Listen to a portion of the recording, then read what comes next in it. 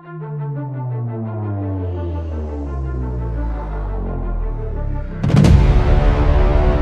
can be only one podcast that may be the Prince of the Universe. Hi, folks. I'm Matt. And I'm Bruce. Whoa! Not gone as often as Matt. Oh, likes always to gone. speak out. Always gone. It's like half Not of turned him down as many There's times half as of he you. claims. There's half of you here. You've been working so much you forget to eat. You and Rachel are looking pretty thin these days. Not that Rachel was down overweight. almost 60 pounds. Yeah. No, I can definitely tell that. Look at this. Took it College Bruce is back, baby. Called the Taco Bell diet. Don't eat all day long. Stop at Taco Bell on the way home. Poop it all out an hour later. Yee! Yeah, looking good. When's Will getting on that Taco Bell diet? No, it's not just that. I know. We're on the new magic medicines that you've seen about on all the news. You should have gone for the Taco Bell diet. I just stuck with it. Well, the thing that makes the Taco Bell diet work. I really have eaten a lot of Taco Bell. Not great. relative, because you just can't eat as much. Yeah, but it's like the only thing I eat because it's the only thing open and easy to access as I leave work. There you go. There you go. I did the McDonald's diet tonight because my kids had to eat, and it was way past 8 by the time I realized what time it was. When someone says it's easy to switch out your LED light, your fluorescent lights with LEDs, they're lying to you, and they're not your friend. Just letting you know that, because it's not easy at all. No, it's super easy every time I do it, because I just call my brother-in-law electrician and say, hey, I need some help. Can you show me what to do? And then he comes over and does it, and then he leaves, and it's done. That's the thing. See, that's the thing. I just need to get in good with Daniel. The only time I talk to him is when I need something done. So I gotta get on the level with this guy. We need to have him on. There you go. Keep your friends close, your friends that can do crap Even closer. Oh, yeah. Goodness gracious. You show them the real love. Did you see that South Park episode where all the blue-collar workers are super rich? That's so true. That is so true. So true. Invincible came out, season 2. The last half wrapped out. Yeah. I don't remember if we talked about the season 2 part 1, but I don't even remember it that well to talk about it. But we watched season 2. So fun. So far. They had that little... I know we didn't talk about the short... what's her name? Which was really good. Very good. I thought it was going to be just a waste of time, just like a filler. It was going to feel like a filler and not like an actual thing I need to watch. But after watching it, I was like, wow, even that one was really good. Yeah, everything they do means something relative to the story. And so I'm kind of hoping he does that because, in the continuity of the comic books, that Adam Eve was not part of the Invincible main series. It was a offshoot. It was a limited series done on the side, and it came out about that same time in the series, so it fits, ties into the same way the series as the comic books did, because it's starting to introduce more about Adam Eve's background as it leads into what we shall probably see in season 3. Yeah, which we're going to speculate today. It was very well done. It's the episode that got Annabelle into wanting to watch the entire series. I watched that and then had to go back and watch. Oh, you did say that. Yeah. So well, she's a very interesting character. Very interesting. In fact, and she wears pink. Yeah, I'll be honest. Everyone is an interesting character in this. There is no character wasted. There is no time wasted. Nothing is filler. They go as long as they want to, and then I was really seeing why it feels that way because they're taking, each episode.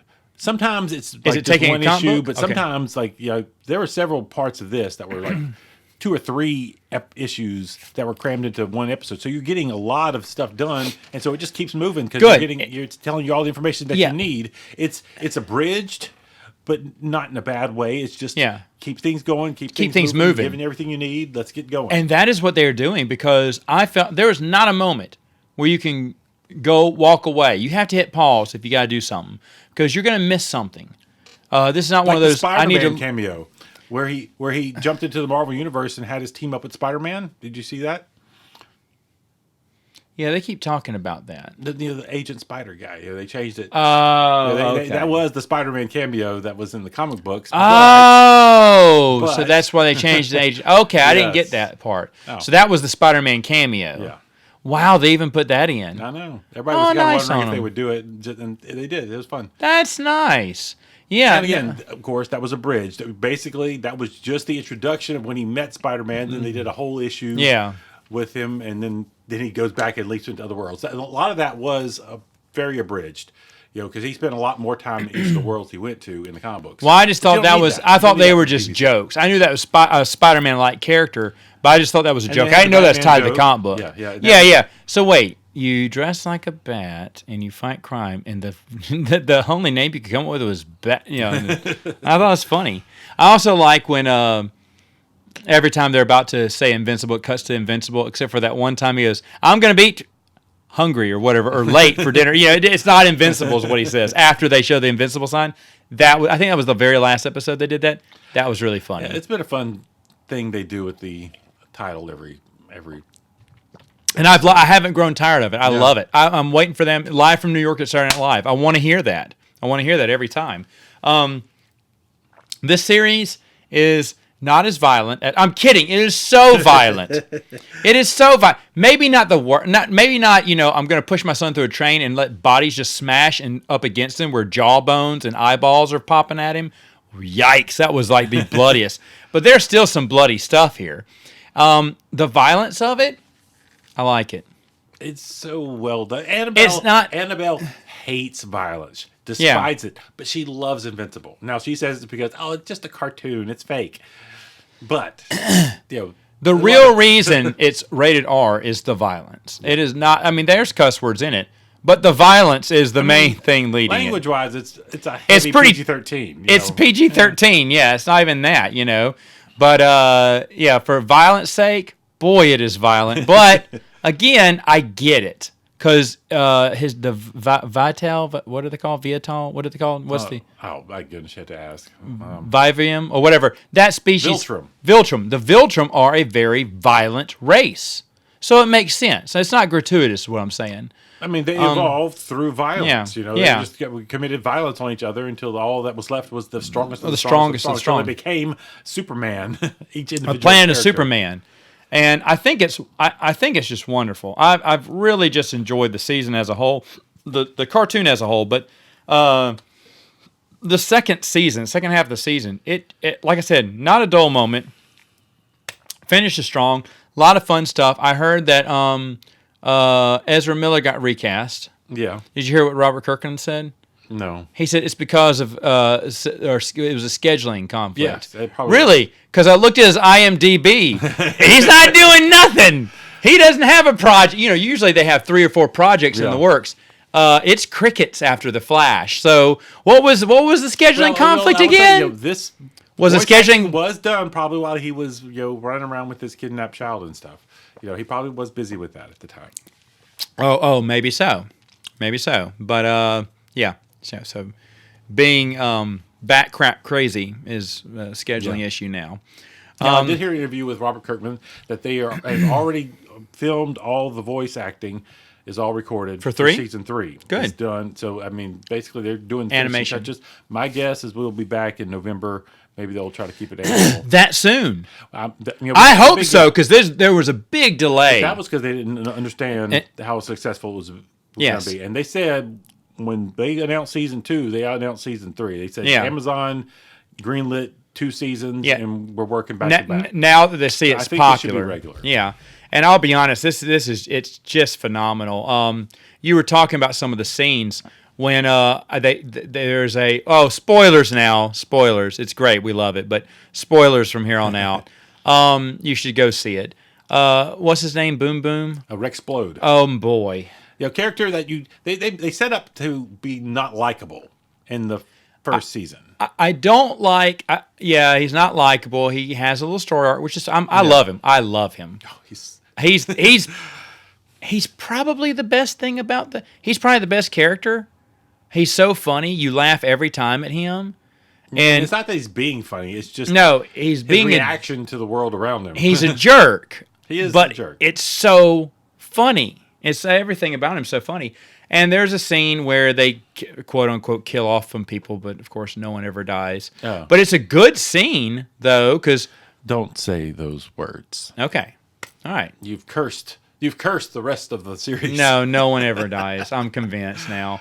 They fooled me though. I thought the girl died, But no, she didn't, because no one ever dies. But Rex, they fooled me too, because I thought, wow, this cartoon's getting dark and everything. But they couldn't pull it. I guess this is the same in the comic book. I wanted to ask you about that. Rexplode is shot to the head. Yeah, this has happened in the comic book. He takes a bullet to the head, and you think no one can survive that, but he does. And I'm fine with this because his eye is gone. And they threw a great joke in there. They didn't use his brain, which is true. He didn't need his brain. Rexplode, it changes him a little bit. Because they blew his hand off. Yep, blew his. Oh. You talk about gross. Everything about that. No, bite his hand. He bite his hand. They bit his hand off. I mean, there was, super violent. That whole thing was so bloody. He kills the guy by punching him with his bony stump. Bony stump. He's stabbing him with his bony stump in his face. The guy's face is caved in and gooey. And then they say, sir, are you okay? Yeah, I feel fine. He's spitting out blood, and he's pouring out blood everywhere. Oh, man. It is, Don't eat your French fries and ketchup at that scene there, folks. You may not eat French fries again, but it is a pretty bloody scene. But I was enjoying it. I was laughing. That's the funny thing is you feel a little sadistic because if you push mute, if I'm looking over and someone's got their headphones in, they're watching that and they start laughing, I think something's wrong with them and I need to call the cops. If you see that in real life, you should run screaming. But if I see someone watching it with their earbuds on, I don't know what's being said, and they're laughing during that, I'd be like, I need another seat, please, on this airplane. I'm not sitting next to this guy. But, you were saying something about the comic book and the cartoon again being in synonymous. There's a blue costume. That's why the Invincible thing was being shattered to blue. They call it the fans call it the blue era, where his costume changes about this time in the comic book series, and it really gets. I mean, well, we're going to move into the Viltrumite War era, where a lot more. It gets You think you've seen violence. You think you know violence. As the song said, you think you know death. As the song comments of no one ever dies. I mean, as the song says, you ain't seen nothing yet. Yeah. So now Kirkman repeated his quote unquote mistake for the cartoon, which I appreciated, which was revealing Omni-Man too soon. Yeah. He said he regretted that, but he let it go on in the comic book, which I thought was fine. I'm not complaining, but why? Did he ever say why? Because I remember him saying, if I had to do it again, he wanted to do it I would have saved Omni-Man. But they told him, if you wait a year or two, you're not going to have a comic book. Yeah. So he felt like he had to pull the trigger early on. I think it was like in issue 6 that you get that reveal, and they did it into the first episode of the first season. And again, I get it. I love the story, but I knew it. But tell me, watching that first episode, it's great. You were like, this is just typical superhero stuff until that end, and then you was like, what is going on? Yeah, this is different. This is something that's different. The big tease. Otherwise, you're thinking you're just watching a normal superhero show. Yeah, and a rip off of the Justice League. Yeah, but that twist is the catch that sucks you in. But he decided not to change it. Yeah. For the cartoon, and relatively earlier. So I'm assuming, well, even earlier, yeah. But I'm assuming he felt like, let's keep it the same. And I don't mind them skipping over stuff, and stuff like that to make things meet. I always think like the first couple of Harry Potter films, it annoyed me that they skipped over some of my favorite stuff. But I know time constraints. Yeah. You had to. Now I think the TV show that they're doing with Harry Potter, I'm going to make a prediction. That's going to be the best thing ever. Hope. Because, well, J.K. Rowling's involved, and I think she's going to, set. I don't know how involved she is, but I know she is involved. And if it's a TV show, the kids will age appropriately. They won't look like they're 24 during movie 3. And the other thing is, I think you'll be able to tell more of the story. Like, they can tell the entire stories from the books, and it will feel like a different story than what the movies told. Because the movies had to skip over a lot. And again, I'm fine with that. I'm fine with them skipping over stuff. The only thing I hate is when they add things that aren't necessary or change, mainly when they change things. I don't really mind when they add stuff for background and stuff like that. That's kind of fine. But as long as it's in line with the character. But when they try to change the characters or the storyline, like the whole ending of Two Towers, I could go on and on with the Lord of the Rings stuff. But that's where I have a problem with. But I think that's going to be great. And I think they're doing a great job with Invincible. Which, the comic book better than me, though.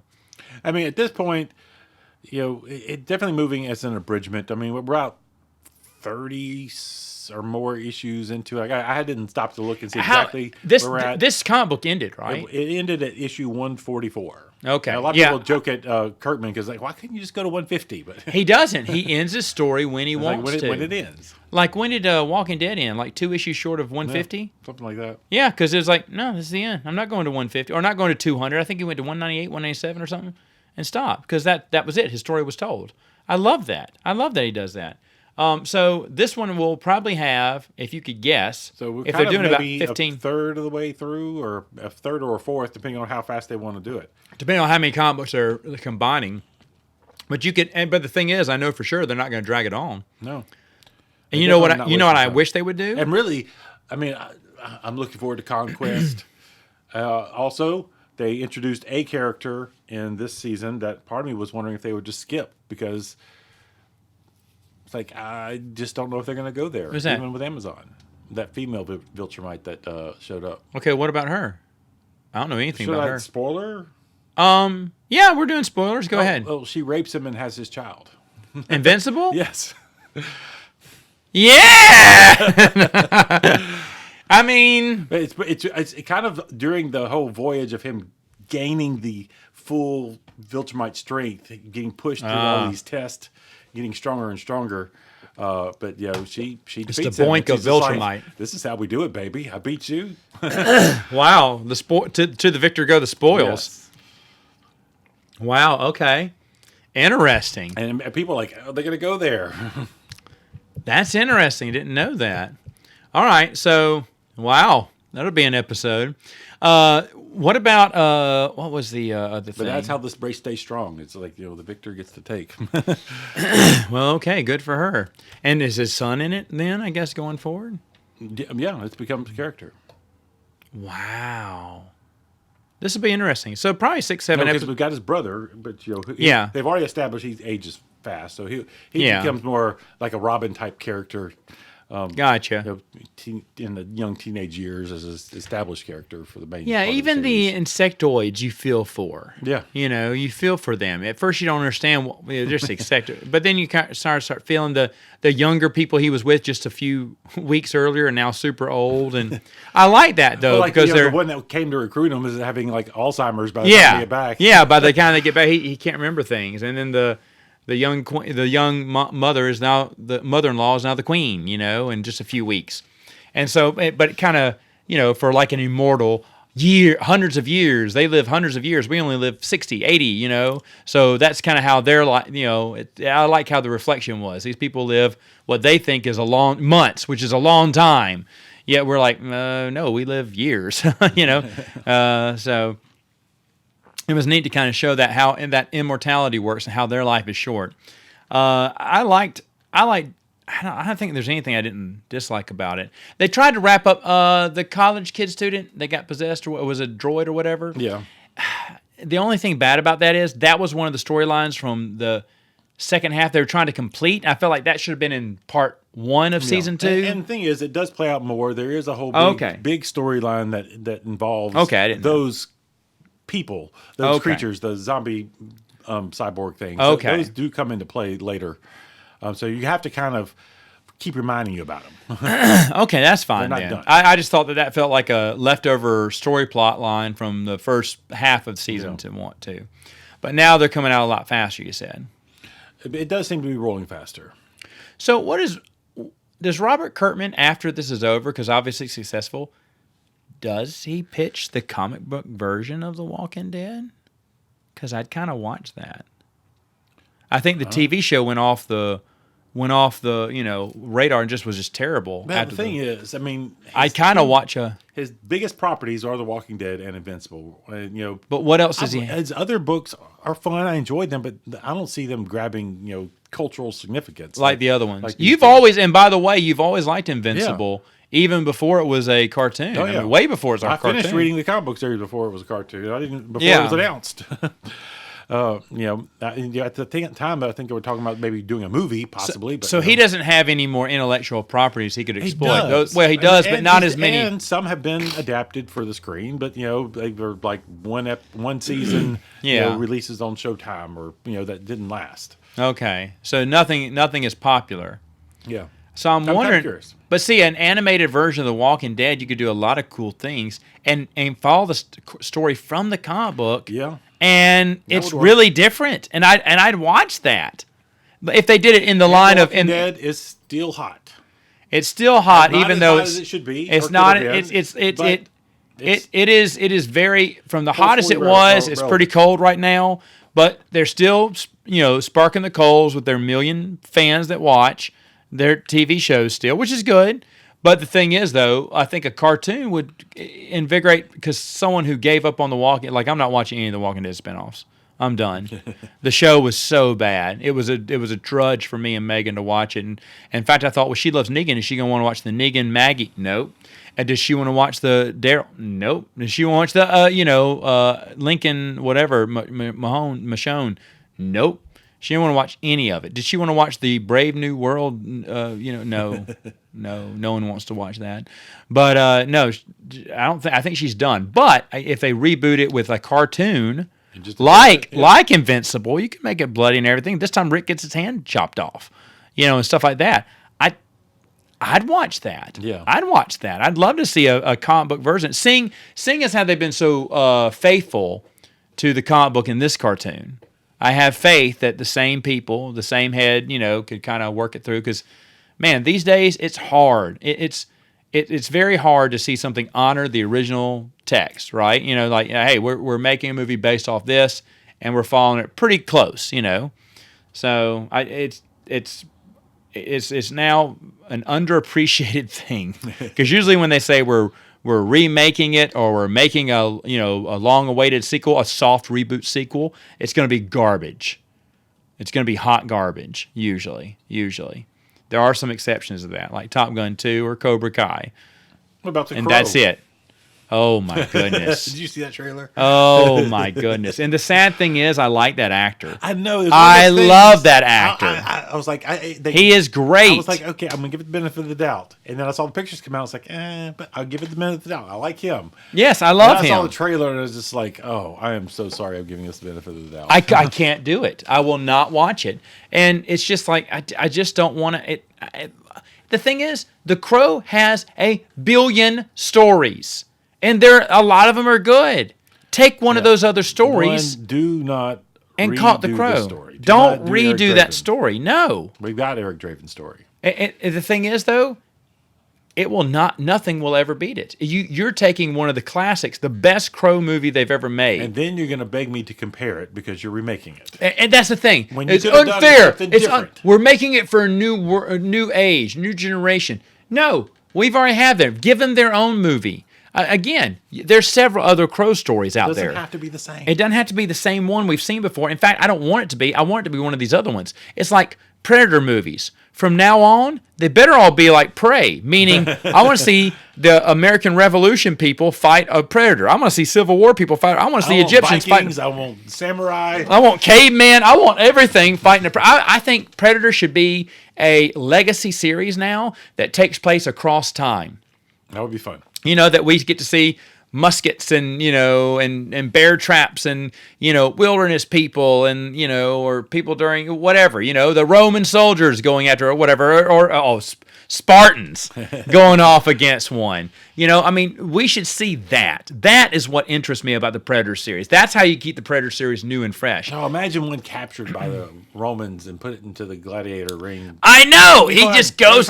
No. He's in the gladiator ring, but he's invisible, and then he shows them. They're like, what? And they throw everything at him. He's just killing it all. Like I had this collection of short stories. It ain't got time. I ain't got time to bleed. Shut up. It's got the Viking story. No. Because the thing it was one of those things, the Predator's coming, it's kind of told from the Predator's perspective, and he meets the Vikings, and he doesn't understand why they're so excited to meet them. Because they see him as just the way he's looking for a good fight. They are looking for, the best fight, and if they die, I'm going to Valhalla. Valhalla, yeah. They're just excited. This is the Predator's used to people being scared of him, and these are like, why are they acting like this? I want to see stuff like that. I thought Prey was one of the better. I mean, it definitely beats the Predator, but the Predator's the worst by far. When I saw the Predator, I went, wow, this series is dead now. It's gone the way of Aliens. We got the new Alien movie. I know, and I don't know. I don't know if I can do it. And but they're still doing the TV series. But the thing is, though, Predator, besides the Predator, is a pretty decent series so far. Yeah. Because Predator 2 isn't bad. It has its faults, mainly Danny Glover. It's cheesy but it's fun. It's still it's still I think enjoyable. if you don't do the near future, which was a dumb idea, it's always a bad idea. But back in the 90s, that was the cool thing to do. And then you switch out Danny Glover with anyone, then you have a good movie. Other than that, AVP, which never happened, But if you take just the Predator movies on their own, the Predators I really enjoyed too. I like that. With Terminator, they should have stopped after the third movie, and if they went with Salvation, I even told you I still like that movie. Yeah, I think they should have stayed with the war. I would have loved it because that was going to be a trilogy, right? Going to be a trilogy. And the thing is, I was interested. I said, this is where Terminator needs to go, because when we went back in time again for 3, it's like we've done this twice. And you got away with it twice of it being cool. It's not cool a third time. It's kind of rinse, wash, repeat. Yes, that's when the war started at the end. That was a nice hook at the end. But after it was all said and done, I was like, But now if they went to the future and showed the battle, that's what I want to see. I want to see all that. So that I thought was a great direction to go. But nope, we'll never get away from the past, I guess. Nope. But even though the TV show did garner my interest in the second season, I felt it was going in a positive direction. I wouldn't say it was great, but I would have accepted it. I did enjoy it. I wish they would have. But I always was. I mean, I know they had low numbers, but Salvation was about to come out. Yeah. And so I thought they'll definitely do a 3, to come out with Salvation, because then now to be back in people's mind, but they just decided to go ahead and cut their losses, which is a shame, because I do think in season 2 they found their footing. But unfortunately, you gotta show up on season 1. Yeah. And if you don't get on season 1, no one's coming back. And I understand that. I get it. But still, I felt it wasn't. So back to Invincible. Invincible's great. What are you looking forward to in a season 3? Tell us. Well, we should get, just based on the pacing, I think that we're going to get the start of the Viltrumite War. It definitely looks that way. The tease with Nolan telling him to read his books, and that's. Oh, I thought that was funny too. That's the roadmap of what they'll be doing. We're going to get Battle Beast back. Battle Beast. Okay, remember the big lion or tiger guy? He's a fun character. He had him in like one episode. He beat up Invincible and just like, this is a waste of my time. Okay, maybe so. He kind of so we're gonna see more of him. Yes. Okay, I like that character. His goal in life is to die in battle by somebody worthy enough to kill him. Kind of Viking-ish. Oh, okay. And so they recruit him into fighting for their sides. It's like maybe the Viltrumites can kill you. Oh, I should mention that I love Optimus Prime voice. Peter Cullens. Yeah. I you know what? And he sounds like Optimus Prime wherever he goes, but you know what? I don't care. I love his voice. Have him read me a bedtime story. Have him read what's the Christmas Carol, the Christmas story?